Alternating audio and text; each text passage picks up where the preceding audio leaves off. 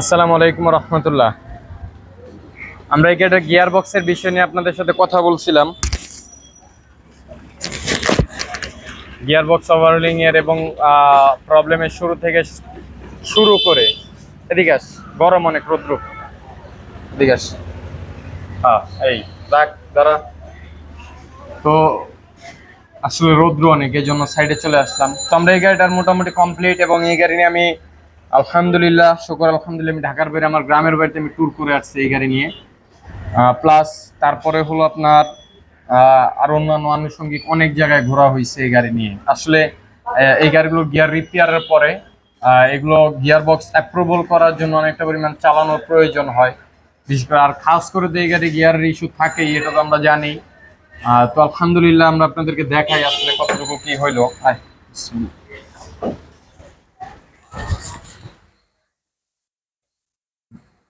দেখ, তো এই হলো আমাদের গাড়ি। ব্যাকডালটা লাগে না, ব্যাকডালটা লাগাও। এই হলো আমাদের গাড়ি। আমরা একটু কেমন যাতে আপনাদের বুঝতে সহজ হয়। এটা হলো আমার এই চাবির ব্যাটারির ইস্যু। ব্যাটারির কানেক্টিভিটিতে একটু প্রবলেম করে। এটা আসলে রিমোটের ব্যাটারি ইয়েটা শেষ, তো এই জন্য এটা মাঝে মাঝে বিসমিল্লাহ আমাদের গাড়ি স্টার্ট করলাম, এবং আজকে এই মুহূর্তে স্টার্ট হইলো গাড়িটা। আর আমরা এই গাড়ি নিয়ে গ্রামের বাড়িতে রান করে আসছি, প্লাস আরো আনুষঙ্গিক আরো কিছু ঢাকা শহরের আরো কিছু জায়গায় আমরা এটা নিয়ে ঘুরছি। যত ধরনের বিষয় আমি আপনাদেরকে বলছি যে আসলে এই গাড়িগুলোর সবচেয়ে কমন একটা বিষয় হলো গিয়ার বক্সের ইস্যু, যেটা সচরাচর হয়েই থাকে নিশান এক্সট্রেলের, বিশেষ করে 2016 ওল্ড শেড পর্যন্ত। 17 থেকে ধরেন সলভ হইলেও আমি এটা নিয়ে একটু আপসেট কেন? রিকলের যে বিষয়টা মূলত বলা হয়, রিকল করার, আসলে রিকলটা তো জাপানে আসলে কেউই এটা ওইরকম ভাবে, যদি জাপানিজটা রিকল করে থাকে তাহলে ওইটা হলো ভিন্ন হিসাব। তো চলুন আজকে আপনাদেরকে আমরা এই গাড়িটা দেখাই। বিসমিল্লাহি তাওয়াক্কালতু আলাল্লাহ, লা হাওলা ওয়ালা কুওয়াতা ইল্লা বিল্লাহ। আমাদের গাড়িতে গিয়ার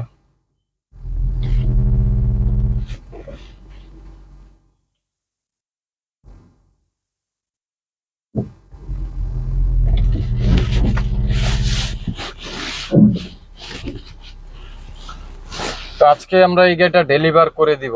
ডেলিভার করে দেওয়ার কারণে জাস্ট শেষ টাইমটাতে আমরা আপনাদের জন্য রিভিউটা উপস্থাপন করতেছি, এছাড়া আর কিছু না। নইলে আমরা পারতাম, লং এ ট্যুর করছি তখনই আমরা রিভিউ করতে।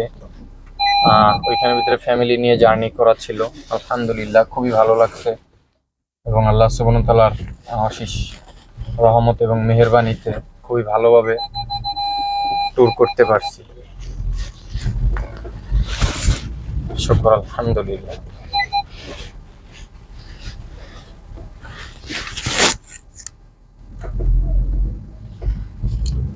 তো আমাদের বেশিরভাগই যে বিষয়টা হয়ে থাকে সচরাচর এই গাড়িগুলোর, যে ইস্যুটা গিয়ারের সবচেয়ে বেশি প্রবলেম ছিল আমাদের, এটা হলো ব্যাক গিয়ার। তো গাড়ি টোটালি রান করতো না। আমার যে ওয়ার্কশপের যে স্পেস, এইখানেই উঠতো না, এতটা পরিমাণে সমস্যা হইতো। হ্যাঁ, এখনো একেবারেই যে 100 আছে এটা আমি কখনোই বলতে পারবো না। আর বিশেষ করে ইসিবিটি গিয়ার, তো এটা অ্যাপ্রুভাল হইতে একটু সময় নেবে। একটু সময় বলতে কি আমি আপনাকে বলে বুঝাই, সেটা হলো এই গিয়ারগুলো অ্যাপ্রুভাল হওয়ার জন্য যত চালাবেন, এই রিপেয়ারের পরে বিশেষ করে যতটুকু রান করবেন একটু স্মুথনেসের সাথে।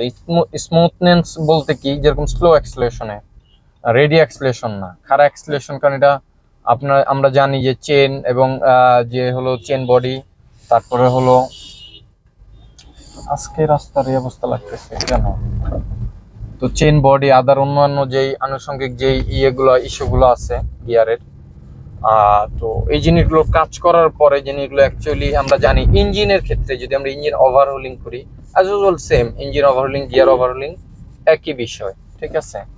তো ইঞ্জিন যদি আমরা ওভারহোলিং করি, ওভারহোলিং এর পরে কিন্তু আমরা একটা নির্দিষ্ট একটা সময় পর্যন্ত আমরা এটার একটা করে দিই, সীমাবদ্ধ করে দিই যে এই টাইম পর্যন্ত আপনারা এইভাবে চালাবেন।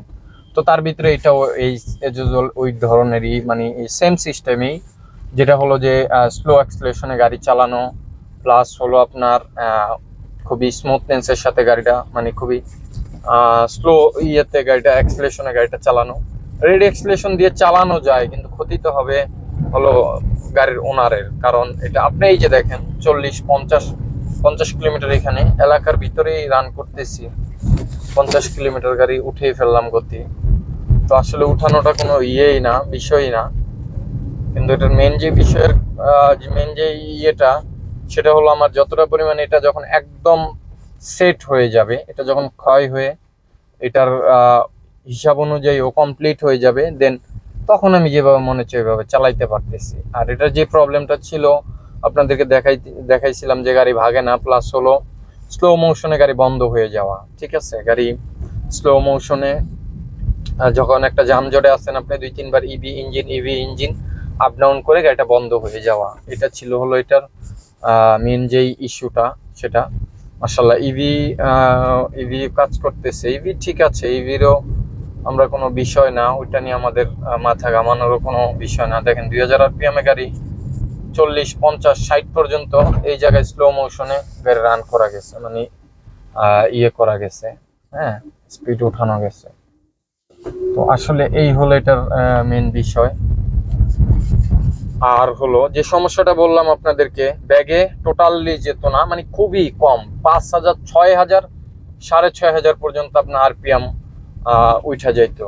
তার মানে আমার এখানে আপনার টর্ক বেশি লাগতেছে, এই জন্য আমার এই চেনও অ্যাপ্রুভ হইতেছে না, ইংগেজ হইতেছিল না তখন, যেটা হলো আমাদের যেই সিবিটি চেন, সিবিটি বেল্ট হিসাবে মূলত আমরা বুঝি, যারা প্রফেশনালি অটোমোটিভের ভিতরে আছি, সিবিটি বেল্টের মূলত ইস্যু ছিল। তো আমরা এখন ব্যাক গিয়ারে যাব ইনশাআল্লাহ তাআলা।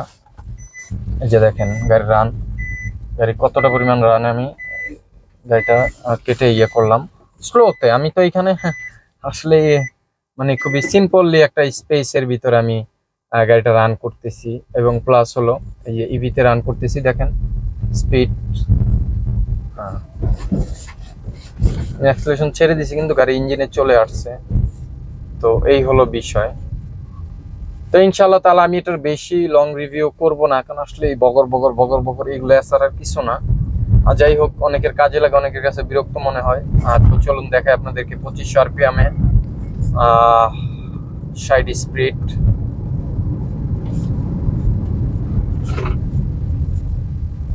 আলহামদুলিল্লাহ, শুকর আলহামদুলিল্লাহ। এই হলো বিষয়। তো ব্যাগে তো আপনাদেরকে বেশি একটা আমি ইয়ে করে দেখাইতে পারলাম না, চেষ্টা করবো ইনশাআল্লাহ তাআলার সামনে আরেকটু দেখানোর, কারণ অনেকে বলবো যে এর দূর তো আমার হেমনেও যাইতো, হ্যাঁ, আসলে এটা অনেক কিছু, কারণ আমাদের ভুলটা অনেক বেশি থাকে। তো কারণ এই দেখা যায় অনেকের আমাদের প্রতি চুলকানি অ্যালার্জি আছে, দাউদ এজমা এই টাইপের সমস্যাও আছে। অনেকের প্রতি আলহামদুলিল্লাহ, শুকর আলহামদুলিল্লাহ, দোয়া করে শুকরিয়া আল্লাহ সুবহানাহু ওয়া তাআলার দরবারে, কারণ আসলে কারোর অন্তর থেকে দোয়া এত পরিমাণে কার্যকর যে আসলে টাকা দিয়েও দোয়া করা এতটা পরিমাণ কার্যকর হয় না সাধারণত। তো আমরা এইখানটাতে একটু গাড়িটা ব্যাগে স্পেস করব, চেষ্টা করব আপনাদেরকে এই জায়গাটায় ব্যাগে একটু স্পেস করে। বাচ্চা কাচ্চা আছে, ছোট পোলাপাইনে অনেক তো দুষ্টুমি করতেছে, এটা হলো একটা প্রবলেম। ব্যাগে দিয়ে দিলাম আমরা, হ্যাঁ,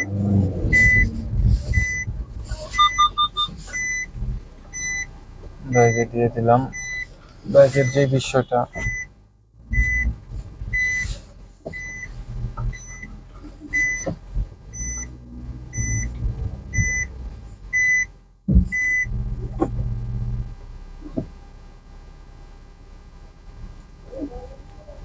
বাচ্চা থাকার কারণে জায়গাটা দেখানো যাইতেছে না, আসলে কোন জায়গাটায় দেখাবো জায়গাটাই মিলাইতে পারতেছি না আমি আপনাদেরকে। আচ্ছা, দেখি সম্ভব হইলে একটু আলাদা একটা স্পেসে নিয়ে আপনাদেরকে দেখানোর চেষ্টা করি। 10 মিনিট তো হয়ে গেল already, review 10 minutes review of হয়ে গেল। এখানে তো নাই স্পেস, এখানেই দেখি, চেষ্টা করতেছি।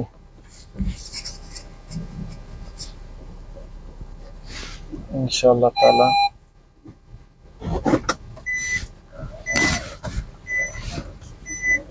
তো গাড়ি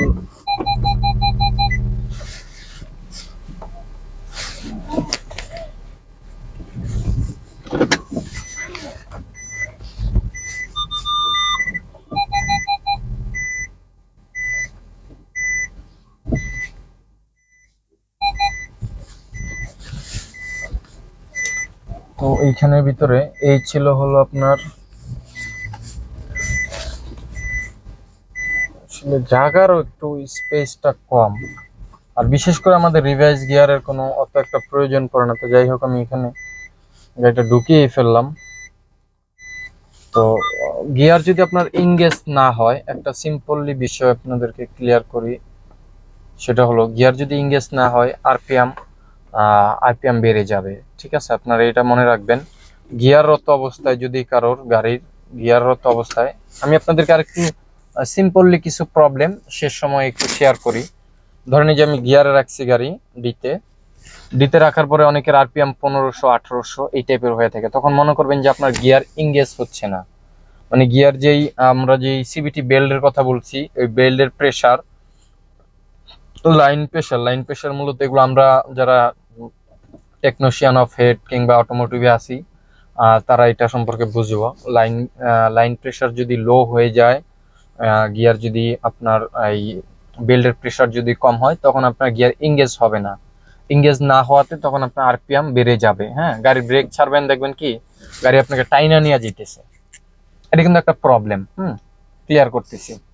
অন্যতম একটা প্রবলেম হয়, কোথাও জামে কিছু সময় বসে আছেন, তারপর অ্যাক্সিলারেশন দিচ্ছেন 10 সেকেন্ড 20 সেকেন্ড 30 সেকেন্ড কিংবা 1 মিনিট পর গাড়ি রান করতেছে, কিংবা করতেছেও না, গাড়ি অফ করে আবার অন করছেন, দেন তখন আবার গাড়ি রান করতেছে। হ্যাঁ, এটা একটা প্রবলেম।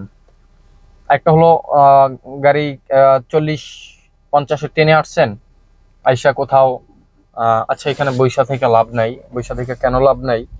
ওয়ার্কশপে কাজ আছে। দ্বিতীয়ত জাস্ট এটা গাড়িটা ডেলিভারির গাড়ি ওয়াশ করা বাকি আছে এখনো, এই জন্য জাস্ট একটু দেখানোর চেষ্টা করলাম আপনাদেরকে, এই আর কি। আসসালামু আলাইকুম। তো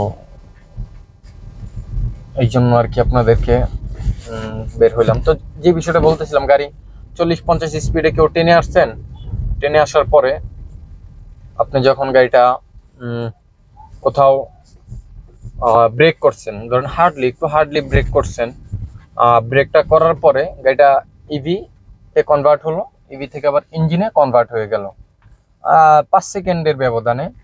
আবার সেম অ্যাজ ইউজুয়াল, আবার 10 সেকেন্ডের 15 সেকেন্ডের ব্যবধানে আবার সে ইভিতে কনভার্ট হলো, দেন আবার ইঞ্জিনে কনভার্ট হয়ে গাড়িটা বন্ধ হয়ে চেক লাইটটা চলে আসলো, ইঞ্জিন মেল ফাংশন লাইটটা চলে আসলো, এসে গাড়িটা বন্ধ হয়ে গেল, বন্ধ হয়ে আপনার অফ হয়ে গেল। তখন আবার গাড়ি স্টার্ট করে দেখা যায় আপনার রান করা লাগতেছে। হ্যাঁ, এরকম একটা ইস্যু হয়, যেরকম এখন ইভিতে আছে, এইভাবে ইভি ইঞ্জিন এভাবে 2-3 বার একটু ইনভার্ট কনভার্ট হয়। হ্যাঁ, তো এটা হলো আপনার একটা প্রবলেম।